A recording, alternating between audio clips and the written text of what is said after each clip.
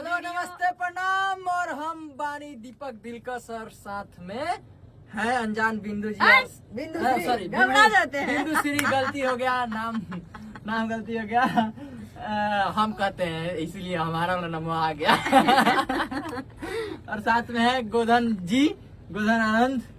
तो ये गाना एंटरटेनमेंट के लिए है।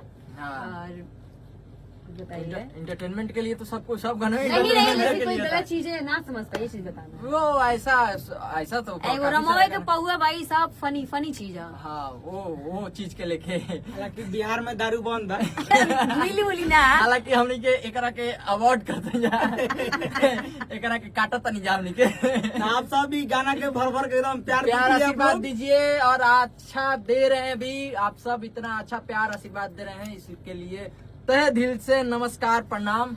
और फिर मिला कमेंट में लिखिएगा लोग हाँ, जरूर कि जो गलती हो जो सही हो दोनों ही चीजें हम लोगों को बताइएगा। जी ताकि बताइए, समझ आप सब सकें। रिक्वायर्ड कीजिए आप लोग। और कौन सा गाना अगर आपके इसी में आ रहा है, तो दिमाग में आ रहा है, माइंड कोई में। अच्छा माइंड में आ रहा है गाना, तो भेजिए हमको, भेजिएगा। हम लोग बनाएंगे उसको। और फिर आगे आएंगे लेके दूसरा गाना। Next ऐसे ही video। प्यार देते फिर रहिएगा। मिलते हैं अगले नेक्स्ट वीडियो में। वीडियो में।